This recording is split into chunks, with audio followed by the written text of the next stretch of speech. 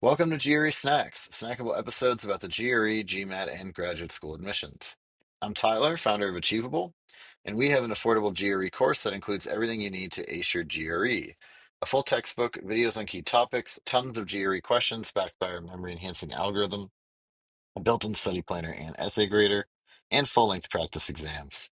You can try it out for free by going to achievable.me, and if you like it, use the code podcast to save 10%. Now, let's get started. Today, we've got Eva Meza with us. And Eva, I'd love if you could introduce yourself and what you're doing. My name is Eva Meza. I'm a fifth year PhD candidate. I study social psychology at the University of California, Davis. My research focuses on close relationships with an emphasis on jealousy, infidelity, cultural, and gendered factors that shape how people understand and navigate romantic experiences. Great. Yeah, so then let's talk about your life as a psychology PhD, right? And I mean, I think, first of all, maybe it would be good to understand essentially like what is a psychology PhD? Because a lot of the things that you just mentioned, I feel like are things that are almost things that you'd expect like a therapist or social worker to be interested in. So how does a psychologist and a psychology PhD like differ from that? Yes, so psychology is a very broad field. Within psychology, when you think of it, you usually think of like maybe clinical counseling. And yeah, that is a very real field you can go into. And you do a lot of one on one practical type of applied work with others. Versus what I do is I do research. And this constitutes like as part of a PhD, you have to do a program of research. And there's many different fields in psychology, including like perceptual psychology, inequality psychology. My focus is on romantic relationship psychology. And so I'm really interested in studying how people are in romantic relationships, what factors affect romantic relationships over time, really topics like that. Great. Yeah, and I mean, maybe that's like the next question is kind of talking about your journey, right? Like what led you to pursue this degree and kind of like why are you interested in this? Yeah, so there were really three main reasons why I decided to do a PhD. The first reason is I have very supportive parents that always valued education, and that is something that I'm really grateful for. So they always supported me in my educational journey. I think they were surprised that I wanted to do a PhD when I mentioned it. They thought I might do a master's, but I think overall they were very supportive of me continuing my higher education. The second thing is after I graduated undergrad, I did a 9 to 5 job. I worked at Intel. I was an administrative assistant, and I realized that I wasn't really a huge fan of doing this like typical 9 to 5. I felt like I needed something more stimulating, and I really liked to learn, and I found myself really missing school. So during my gap year, I decided to apply to PhD programs. And then the third reason is I was part of a research lab in my undergraduate, and I realized like I really liked research and I really liked the process of it. And just having that experience solidified my interest to pursuing a PhD. And I did a research internship as part of my like summer as well. So that also just really solidified my passion for doing research and continuing this PhD. Yeah, that's great. And I mean, if you're kind of giving advice to other people that might be considering going down this path, right? I mean, what advice would you have? I mean, the biggest thing is like PhDs are obviously a lot of school, and it's a lot of also probably, not really making a ton of money, though I know that like I haven't done a PhD myself, but I'm pretty sure that like PhDs do pay you to an extent, so you're not just like completely losing money, but um, how do you decide to do this versus like going into the working world or something else?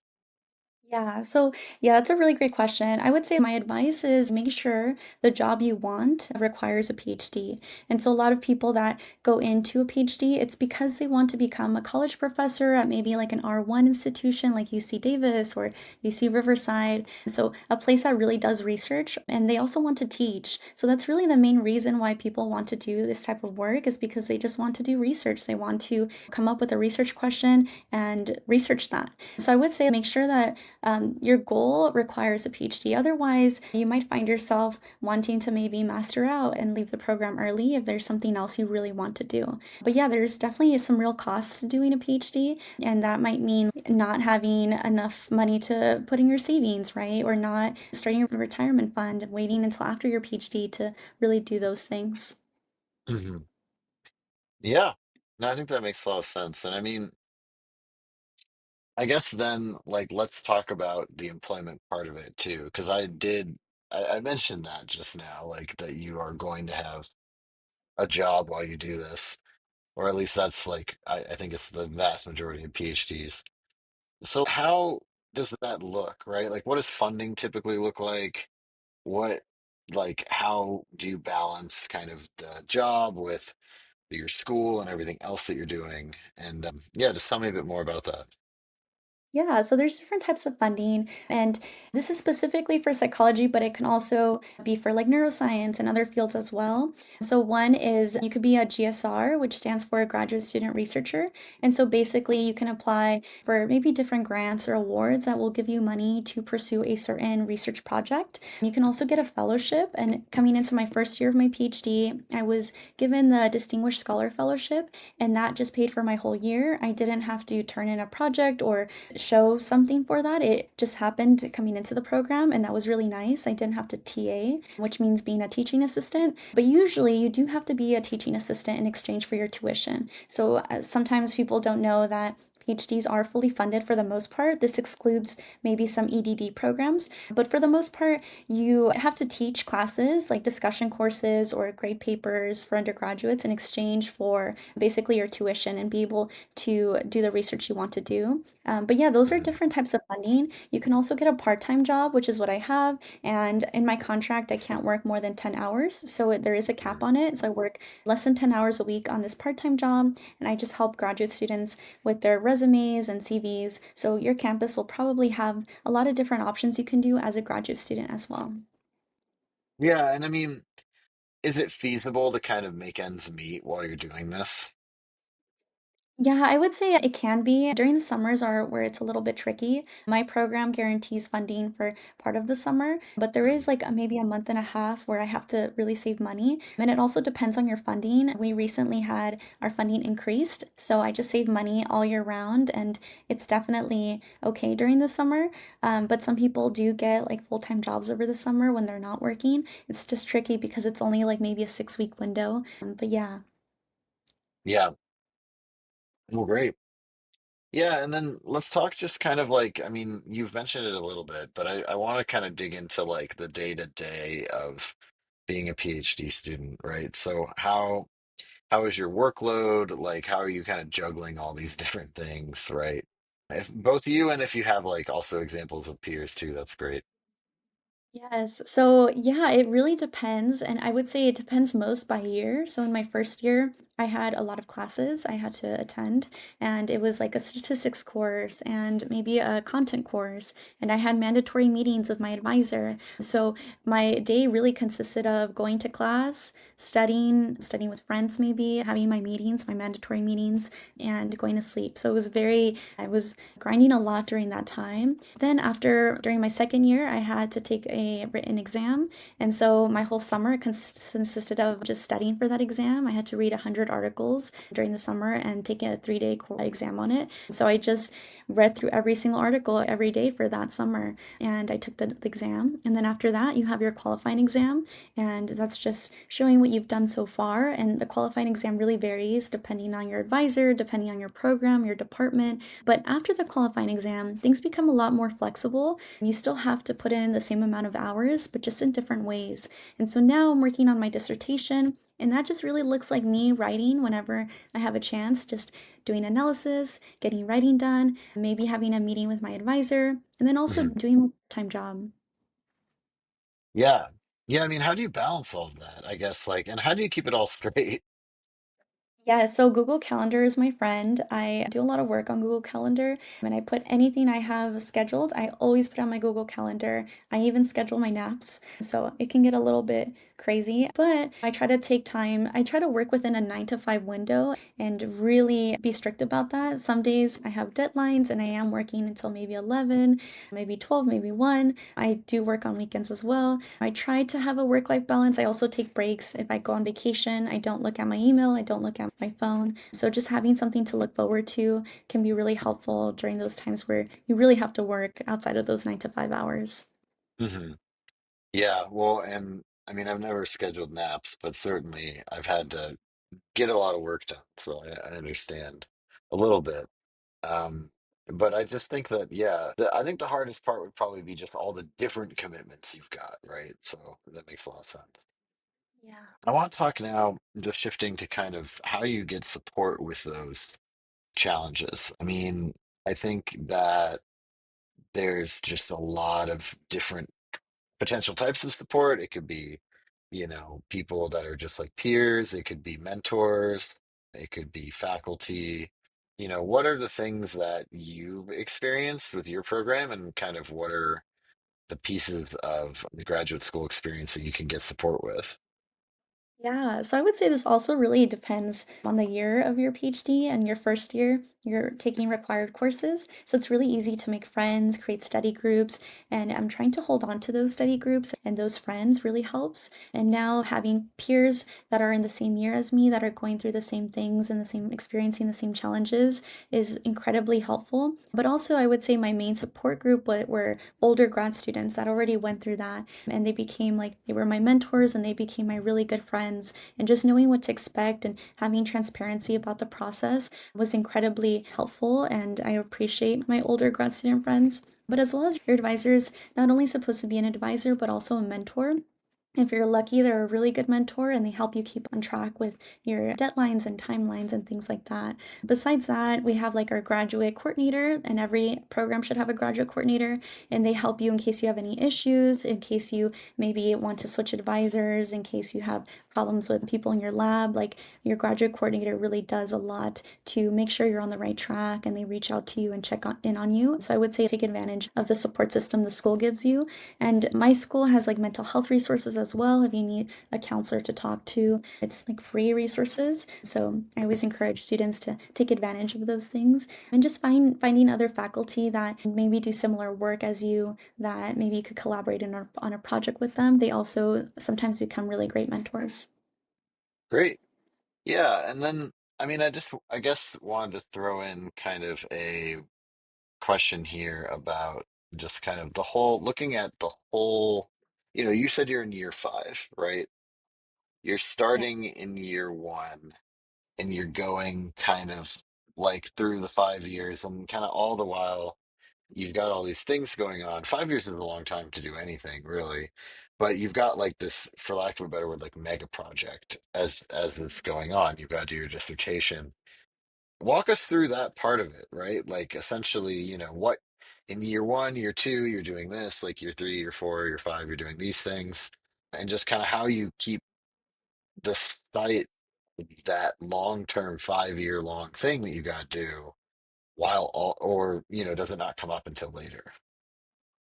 Yeah, yeah. So, like you said, thinking about your one, there are a lot of things to like keep in mind. One of which is, for example, like your research program shifts. Most students I've talked to, they're doing very, very different projects than they did in their first year, research wise. And sometimes, like your advisor shifts, sometimes your like support system shifts. So, it's important to keep that in mind and also trying to be okay with uncertainty. I think a lot of times, like maybe you feel like you don't know what you're doing. You obviously, when you're working on a project, you don't know how the results will come out. And there is this pressure to like publish and get projects done. Really just thinking about your PhD as like a marathon versus a sprint. I would always compare like maybe a master's is more of a sprint because you have a lot to do in 2 years and then you have your master's thesis versus a PhD really is a marathon. Like you have sometimes you have days that are really productive and great, and sometimes you have days that are not as productive, and that's okay. And just really giving yourself a lot of empathy and a break to recognize that. There's going to be really great days and just some days that you need a rest. That's totally fine too. Hmm. Yeah, and I mean, I appreciate that advice. I think that's good advice. And, thinking back to kind of year one, right? Like, what is the advice that you would give somebody from going kind of from maybe grad school, or maybe they went and did the working world thing for a little while, but like that, transition into doctoral study, right? Like, for, you could keep it to psychology or just to anybody, like how you make that transition at the beginning. Yeah, so I think for advice, I would say the advice that I received that I took to heart was making sure you make friends in your first year and doing your best to maintain that in your fifth year. And your fifth year and your later years, it can be very isolating because you're not taking classes, you're not required to go to these mandatory meetings anymore. It's really just on you. So making sure that you maintain your friendships that you made in your first couple years over time can be just really helpful and prevent loneliness and isolation. And like I said, like being okay with uncertainty, especially if maybe there's some type of shift or change in your research program, that's totally okay and totally normal. Just giving yourself compassion and also trying your best to maintain those friendships that you make. Yeah. Yeah, I think that's great. And then now let's talk about, basically, I know that your program doesn't have rotations, but let's just talk about kind of like working with your advisor, what would normally be like kind of a rotation experience, but just basically just like doing the work, right? Working in the lab or other things like that. Would love for you to just kind of walk us through that experience. Yeah, so when I was in undergrad, I was working in a neuroscience lab, and what I noticed is the graduate students did do like this typical rotation where they have maybe switch advisors every couple weeks or maybe months, and they get to taste every single lab and then choose a lab that chooses you as well, that they are the best fit in. What my program does is different. We're in psychology, so typically in psychology, you find an advisor early on, even before you apply to the program. You maybe email some advisors, potential advisors, and you say, I'm interested in your research. Are you looking for graduate students? And Mhm. ideally, they say, yes, I'm looking for graduate students. Maybe you set up a meeting or maybe you just apply and you make sure you put them in your application. And then they interview you and they choose you from the beginning. And so, working in the lab, you already know who you're going in with, and knowing the peers that are already working in the lab and getting advice from them is important, and hearing what they think about the advisor and how the advisor works, and also asking the advisor what their mentorship style is. Is it hands on? Is it hands off? Those can be really important questions to ask as well. Yeah, great.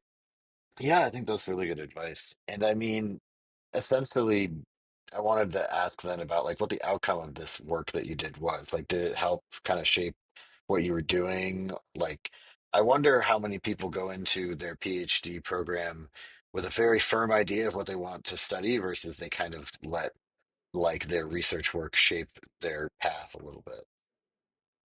Definitely. Yeah, I would say it's a hands-on learning experience. And people often compare doing a PhD to like building a house, except you don't have any materials. You have to gather all the materials. You have to be the architect and make the plan. You have to be the civil engineer and code it. And then you have to actually construct it and decorate it and furnish it, right? So it's like that, where to some degree you do feel like you are the director of this construction. But the good thing is, your advisor is mainly there to help you construct this type of house. So it does feel like that.